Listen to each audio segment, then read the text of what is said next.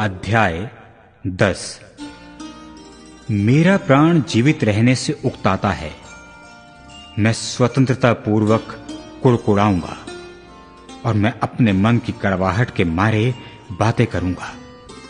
मैं परमेश्वर से कहूंगा, मुझे दोषी न ठहरा, मुझे बता दे कि तू किस कारण मुझसे मुकद्दमा लड़ता है। क्या तुझे अंधेर करना और दुष्टों की युक्ति को सफल करके अपने हाथों के बनाए हुए को निकम्मा जानना भला लगता है? क्या तेरी आंखें देहधारियों की सी हैं? और क्या तेरा देखना मनुष्य का सा है? क्या तेरे दिन मनुष्य के दिन के समान हैं, या तेरे वर्ष पुरुष के समयों के तुल्य हैं? कि तू मेरा अधर्म ढूंढता और मेरा पाप पूछता है। तुझे तो मालूम ही है कि मैं दुष्ट नहीं हूं और तेरे हाथ से कोई छुड़ाने वाला नहीं। तूने अपने हाथों से मुझे ठीक रचा है और जोड़कर बनाया है, तो भी मुझे नष्ट किए डालता है। स्मरण कर कि तूने मुझे गूंथी हुई मिट्टी के समान बनाया। क्या तू मुझे फिर धूल में मिलाएगा?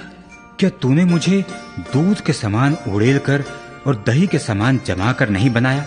फिर तूने मुझ पर चमड़ा और मांस चढ़ाया और हड्डियां और नसें गूंथ कर मुझे बनाया है। तूने मुझे जीवन दिया और मुझ पर करुणा की है, और तेरी चौकसी से मेरे प्राण की रक्षा हुई है। तो भी तूने ऐसी बातों को अपने मन में छिपा रखा। मैं जान गया कि तूने ऐसा करने की ठान ली थी। यदि मैं पाप करूं तो तू उसका लेखा लेगा और अधर्म करने पर मुझे निर्दोष न ठहराएगा। यदि मैं दुष्टता करूं तो मुझ पर हाय। यदि मैं धर्मी बनूं तो भी मैं सिर ना उठाऊंगा, क्योंकि मैं अपमान से भरा हुआ हूं और अपने दुख पर ध्यान रखता हूं। और चाहे सिर उठाऊं तो भी सिंह के समान मेरा अहेर करता है, और फिर मेरे विरुद्ध आश्चर्य कर्म करता है।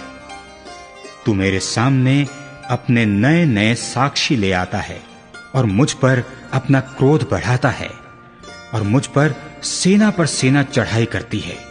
तूने मुझे गर्भ से क्यों निकाला? नहीं तो मैं वहीं पर प्राण छोड़ता और कोई मुझे देखने भी ना पाता। मेरा होना ना होने के समान होता और पेट ही से कब्र को पहुंचाया जाता। क्या मेरे दिन थोड़े नहीं?